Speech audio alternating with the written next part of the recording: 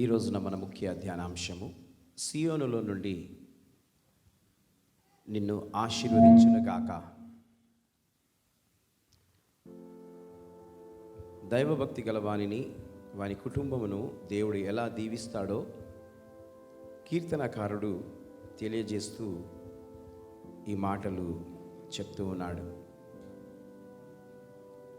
మొదటి రాజుల గ్రంథం 8వ అధ్యాయం మొదటి వచనం. 1 Kings 8th chapter 1st verse. అప్పుడు సియోను అను దావీదు పురములో నుండి యెహోవా నిబంధన మందసమును పైకి తీసుకొని వచ్చుటకు యెరూషలేములో నుండు రాజైన సొలొమోను ఇశ్రాయేలు పెద్దలను గోత్ర ప్రధానులను అనగా ఇశ్రాయేలు పితరుల కుటుంబముల పెద్దలను తన యొద్దకు సమకూర్చెను. Praise the lord. దేవునికి స్తోత్రం కలుగును గాక. దేవుని బిడ్డలారా, దేవుడు ఈ యొక్క మందసము రూపంలో ఉన్నాడు. ఈ యొక్క మందసము దావీదుపురంలో నుండి తీసుకురావడానికి సొలొమోను మహారాజు ఆయన అనేక రకాలుగా పని చేస్తూ మరి ఆయన ఆలోచనకు తగినట్లుగా అక్కడున్న పెద్దలను గోత్ర ప్రధానులను అనగా ఇజ్రాయిల్ పితరుల కుటుంబ పెద్దలను తన యుద్ధకు సమకూర్చెను. దేవునికి స్తోత్రం. ఎందుకు అనంటే ఈ యొక్క సియోను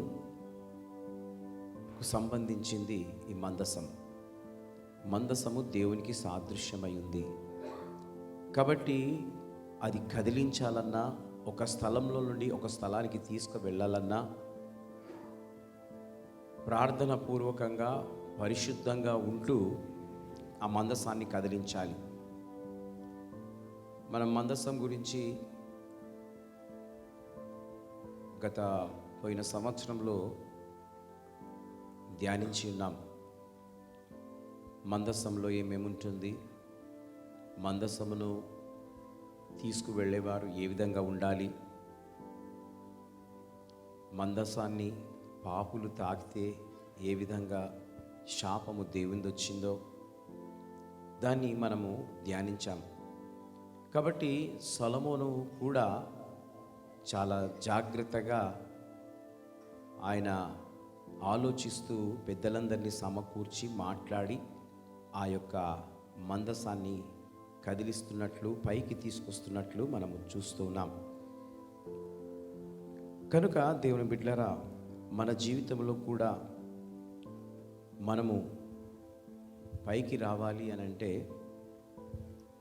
మనకు కూడా కొన్ని నియమాలు ఉన్నాయి.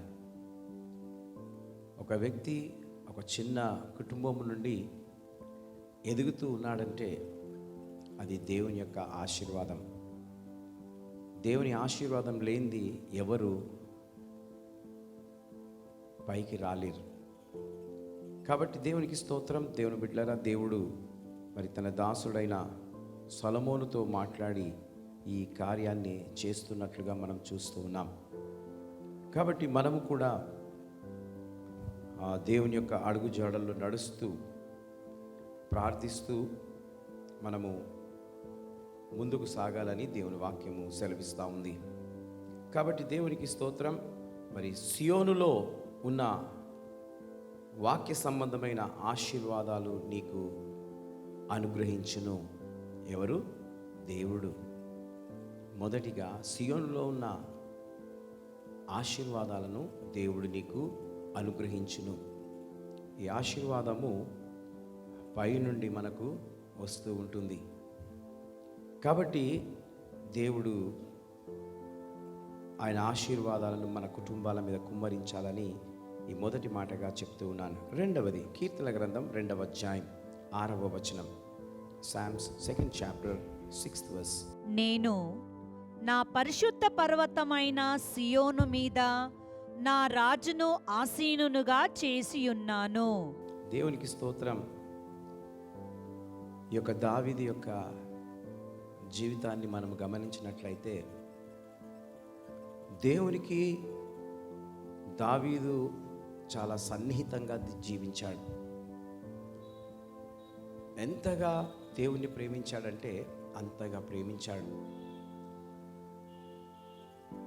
కొన్నిసార్లు ఆయన తప్పులు చేసినప్పటికీ సరిదిద్దుకొని తన జీవితాన్ని పరిశుద్ధంగా మార్చుకున్నాడట. హల్లెలూయా. మనం కూడా మిస్టేక్స్ చేస్తూ ఉంటాం, పర్ఫెక్ట్ ఏం కాం. అయితే మనం కూడా ఏం చేయాలి? మన మిస్టేక్స్ని సరి చేసుకోవాలి.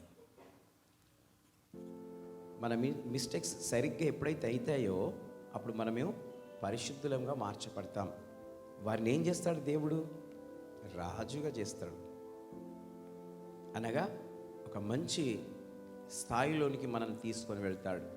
అందుకే వాక్యంలో ఈ విధంగా వ్రాయబడ్డది, నేను నా పరిశుద్ధ పర్వతమైన సియోను మీద నా రాజును ఆసీనునిగా చేసి ఉన్నాను. ఆ పరిశుద్ధ పర్వతం మీద మన రాజు ఎవరండి? యేసయ్య. ఆ విధంగా నిన్ను ఆశీర్వదించాలని దేవుడు ఆశపడతా ఉన్నాడు. నీకున్న స్థానాన్ని తీసివేసి నిన్ను రాణిగా, రాజుగా కూర్చుండబెట్టాలని ఆశపడుతూ ఉన్నాడు. ఎప్పుడు? మనం పరిశుద్ధులంగా దేవుని దృష్టిలో కనబడితే. సింహాసనం మీద ఎవరు కూర్చుంటారు? రాజులు కూర్చుంటారు. ఆ రాజుకున్న హోదా చాలా గొప్పది. అనగా మన దేవుడు పరిశుద్ధుడు కాబట్టి ఆ పర్వతమైన సియోను మీద కూర్చున్నాడు కనుక దేవునికి స్తోత్రం. రెండవదిగా, పరిశుద్ధత అనే ఆశీర్వాదంను నీకు అనుగ్రహించును. పరిశుద్ధత అనే ఆశీర్వాదంను నీకు అనుగ్రహించును. అది కీర్తనల గ్రంథం 14వ అధ్యాయం 7వ వచనం.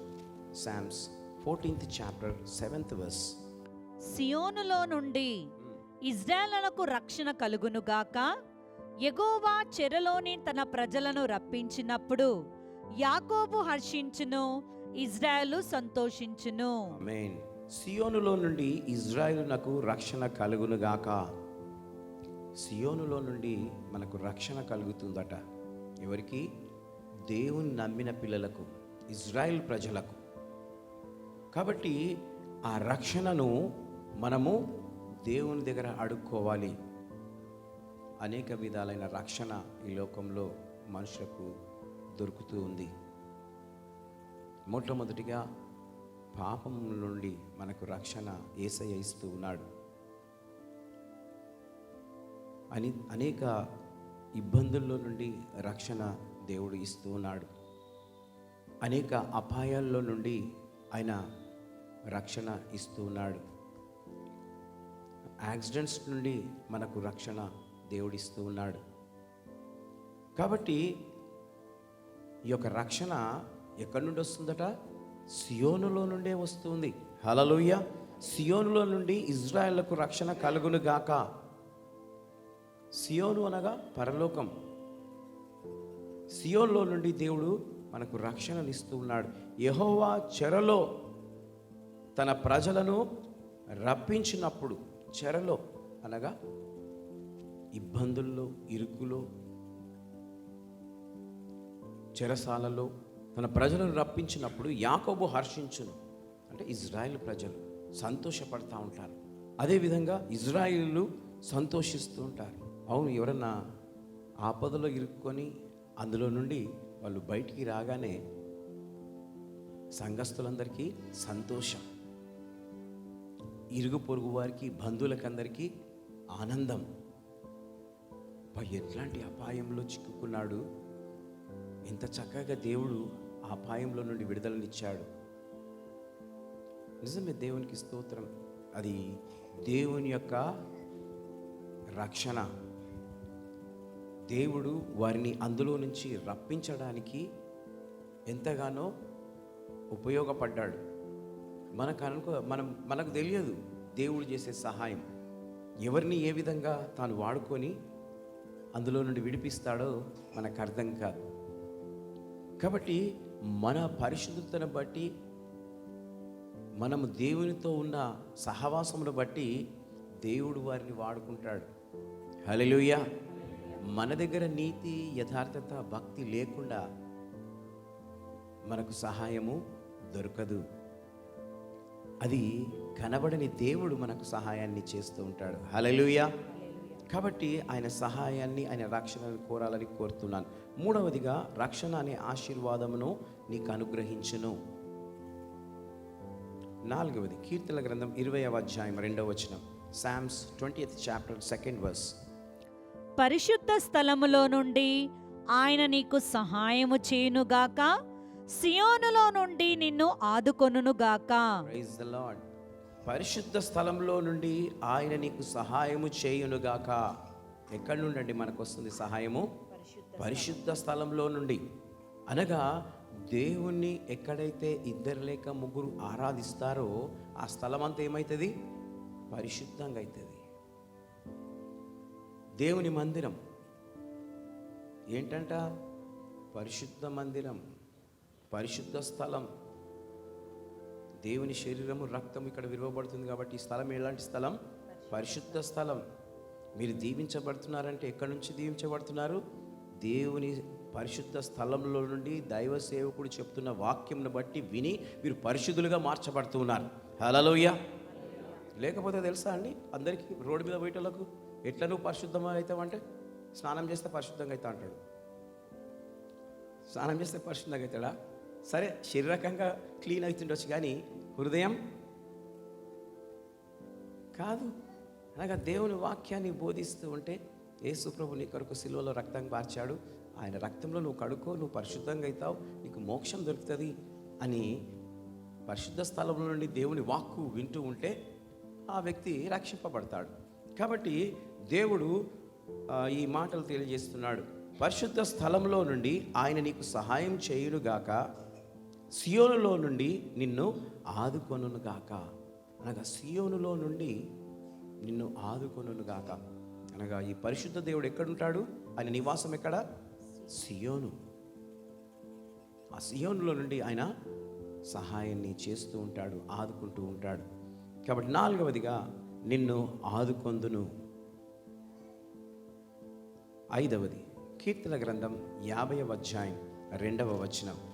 Psalms 50th chapter 2nd verse. పరిపూర్ణ సౌందర్యము గల సియోనులో నుండి దేవుడు ప్రకాశించుచున్నాడు. Praise the lord. పరిపూర్ణ సౌందర్యము గల సియోనులో నుండి ఆ దేవుడు ప్రకాశించుచున్నాడు. ఆ సియోనుపురం ఎలా ఉందంట? సౌందర్యంగా ఉందంట. హల్లెలూయా. ఆ పరలోకం ఎలా ఉందంట? సౌందర్యంగా ఉందట. ఆ సౌందర్యమైన పట్టణంలో యేసయ్య నివసిస్తూ ఉన్నాడు. సియోనులో నుండి దేవుడు ప్రకాశించుచున్నాడు. హల్లెలూయా. ప్రకాశిస్తున్నాడు దేవుడు. కాబట్టి ఆ యొక్క వెలుగు, ఆ ప్రసన్నత, ఆ పరిపూర్ణత దేవుడు మన మీద కుమ్మరిస్తూ ఉన్నాడు.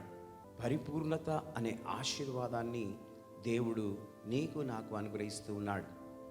పరిపూర్ణత అంటే సంపూర్ణంగా ఉండేదాన్ని పరిపూర్ణము అని అంటారు.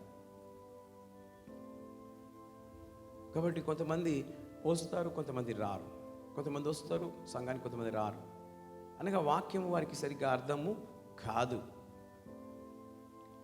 వాక్యం సరిగ్గా అర్థం కాదు. అలాంటి వారి మీదకి ఆశీర్వాదాలు రావు. దేవుడు అన్ని రకాలైన ఆశీర్వాదాలను దేవుడు ఇస్తూ ఉంటాడు. తన బిడ్డలకు అడగగానే దేవుడు వాళ్ళ కోరికలను నెరవేరుస్తూ ఉంటాడు. హల్లెలూయా. నీకు ఏ సమస్య ఉన్నదో ఆయనకు తెలుసు. నీవు అడగక ముందే ఆయనకు తెలుసు.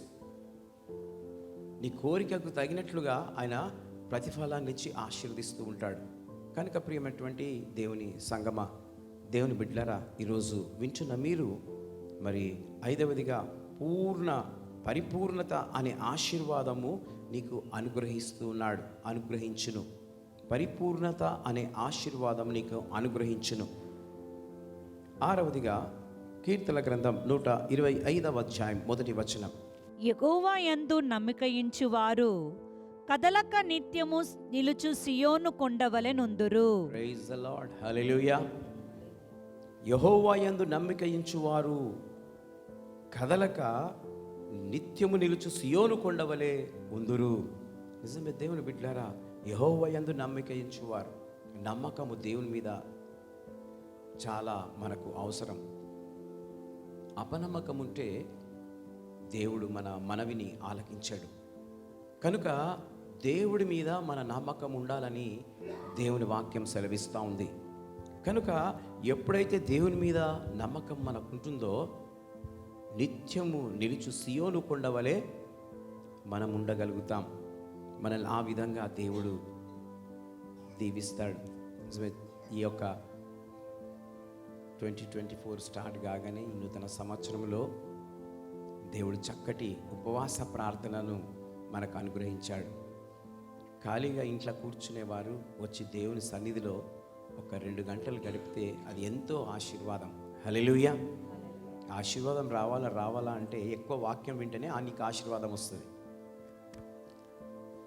ఎక్కువ దేవుని వాక్యము వింటేనే నీకు ఆశీర్వాదం వస్తుంది. అది దేవుడు ఈ యొక్క ప్రార్థన వీరుల సంఘానికి, ప్రేయర్ వారియర్స్ చర్చ్కి అనుగ్రహించాడు. ఆయన సన్నిధిలో గడిపే అవకాశం. నిత్యము నిలుచు సియోను కొండవలే నిన్ను సంఘములో ఉంచుతూ ఉన్నాడు. హల్లెలూయా. కాబట్టి చక్కటి పాటలు, చక్కటి ఆరాధన, చక్కటి వాక్యమును మనము ధ్యానించడానికి దేవుడు ఈ 40 రోజుల సహవాసాన్ని ఇచ్చాడు.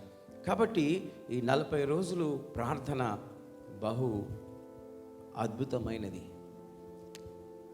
కనుక మనము స్ట్రాంగ్గా ఉండాలి అని అంటే ప్రార్థన మనకు చాలా అవసరం. ప్రార్థన లేనిది మనం ఏమీ చేయలేము. కాబట్టి ప్రార్థన సహవాసము చాలా అద్భుతమైనది. కనుక మరి దేవుడు ఇలాంటి సహవాసాన్ని మనకు అనుగ్రహించినందుకు ఆయనకు మహిమ కలుగును గాక. అనగా మనకేమవుతుందంటే ఈ సహవాసంలో ఉంటే స్థిరత్వం అనే ఆశీర్వాదంలో నీకు అనుగ్రహించుచున్నాడు. హల్లెలూయా. ఎలాంటి ఆశీర్వాదము? స్థిరత్వం. స్థిరత్వం లేని జీవితము చాలామందిది ఉన్నది. ఇప్పుడు చూడండి, కొన్ని వస్తువులు స్టాండర్డ్గా ఉంటాయి, కొన్ని వస్తువులు డూప్లికేట్ ఉంటాయి. మనుషులు ప్రిఫరెన్స్ దేనికి ఎక్కువ ఇస్తారంటే డూప్లికేట్ దానికి ఎక్కువ ఇస్తారు. ఎందుకు? తక్కువ రేట్ వస్తుంది. స్టాండర్డ్ కొంచెం రేట్ ఎక్కువ ఉంటుంది. కాబట్టి దేవుడిలో నిన్ను ఏం చేస్తున్నాడంట? స్థిరపరుస్తాడంట. హల్లెలూయా. స్టాండర్డ్గా ఉండడానికి ప్రార్థన అనే పునాదిని నీకు వేస్తూ ఉన్నాడు. కాబట్టి మనం స్టాండర్డ్గా ఉండాలి. అనగా 6వదిగా స్థిరత్వం అనే ఆశీర్వాదంను నీకు అనుగ్రహించును. 7వది కీర్తనల గ్రంథం 133వ అధ్యాయం 3వ వచనం. Psalms 133 3rd verse. సియోను కొండల మీదికి దిగివచ్చు హర్మోను మంచువలె నుండును, ఆశీర్వాదమును శాశ్వత జీవమును అచ్చట నుండవలనని యెహోవా సెలవిచ్చి ఉన్నాడు. ఆమేన్. సియోను కొండల మీదికి దిగివచ్చు, హెర్మోను మంచు వలె నుండును. సియోను కొండ మీదకి ఏం దిగి వస్తుందంట? హెర్మోను మంచు. ఎలాంటిది? హెర్మోను మంచు దిగి వస్తుందట. ఆశీర్వాదమును శాశ్వత జీవమును అచ్చట నుండవలనని యెహోవా సెలవిచ్చుచున్నాడు. అక్కడ ఏమేమి ఉందట? ఆశీర్వాదము, శాశ్వత జీవము. హల్లెలూయా. సియోనులో మరణం ఉండదు. అక్కడ జీవము కలిగిన వారే జీవిస్తుంటారు. ఆశీర్వదింపబడిన వారే అక్కడ ఆ స్థలంలో ఉంటారు. కాబట్టి దేవుని వాక్యం ఈ విధంగా అంటా ఉంది, సియోనును కొండ మీదికి దిగివచ్చు, హెర్మోను మంచు వలె నుండును, ఆశీర్వాదమును శాశ్వత జీవమును అచ్చట నుండవలనని యెహోవా సెలవిచ్చుచున్నాడు. దేవుడు ఈ మాట సెలవిస్తూ ఉన్నాడు. అనగా మనం ఎల్లకాలము అక్కడ జీవిస్తాం. ఎప్పుడు? ఇక్కడ మనము ప్రభు యొక్క వాక్యాన్ని ధ్యానిస్తూ ప్రభువులో స్థిరపరచబడినట్లయితే మనకు ఆ సియోను ఎల్లకాలము ఉంటుందని దేవుని వాక్యం చెప్తూ ఉంది. కాబట్టి దేవునికి స్తోత్రం. దేవుని బిడ్డలారా, 7వదిగా శాశ్వత జీవమనే ఆశీర్వాదము నీకు అనుగ్రహించును. శాశ్వతమనే ఆశీర్వాదములు దేవుడు నీకు అనుగ్రహిస్తూ ఉన్నాడు. కాబట్టి దేవుని బిడ్డలారా, సియోను అనున్నది దేవుని నివాసమైన పరలోకానికి సాదృశ్యమై ఉన్నది. హల్లెలూయా. పరిశుద్ధతకు సన్నిధికి సాదృశ్యముగా ఉండు అటువంటి శ్రేష్టమైన సియోనులో నుండి దేవుడు నిన్ను ఆశీర్వదించాలంటే నీవు ఆయన ఎడల భయభక్తులు కలిగి ఆయన అడుగుజాడల్లో నడుస్తూ ఎప్పుడైతే జీవిస్తావో నీ జీవితము దినదినము పరిశుద్ధంగా మార్చబడుతూ ఉంటుంది. అదే విధంగా దేవుడు నీకు అనుగ్రహించు. నీవు త్రోవలో నడుచున్నప్పుడు తప్పక దేవుడు నిన్ను సియోనులో నుండి ఆశీర్వదించును. పరసంబంధమైన దీవెనలను నీకు ఆయన అనుగ్రహించును. కాబట్టి దేవుడు మరి ఈ రోజున అనేక విషయాలను తెలియజేస్తూ మనతో మాట్లాడాడు కదా. దేవునికి స్తోత్రం కలుగును గాక. దేవుడు మరి ఎలాంటి స్థలంలో నుండి ఆయన నిన్ను నన్ను దీవిస్తున్నాడో దాని విషయమై ఈరోజు మాట్లాడాడు. మొదటిగా సియోనులో ఉన్న వాక్య సంబంధమైన ఆశీర్వాదాలు నీకు అనుగ్రహించును. రెండవది పరిశుద్ధత అనే ఆశీర్వాదమును నీకు అనుగ్రహించును. మూడవది రక్షణ అనే ఆశీర్వాదమును నీకు అనుగ్రహించును. నాలుగవది నిన్ను ఆదుకొందును. ఐదవది పరిపూర్ణత అనే ఆశీర్వాదం నీకు అనుగ్రహించును. ఆరవది స్థిరత్వం అనే ఆశీర్వాదమును నీకు అనుగ్రహించును. ఏడవది శాశ్వత జీవం అనే ఆశీర్వాదమును నీకు అనుగ్రహించును. దేవుడి కొద్ది మాటలు దీవించి ఆశీర్వదించును గాక. May God bless you.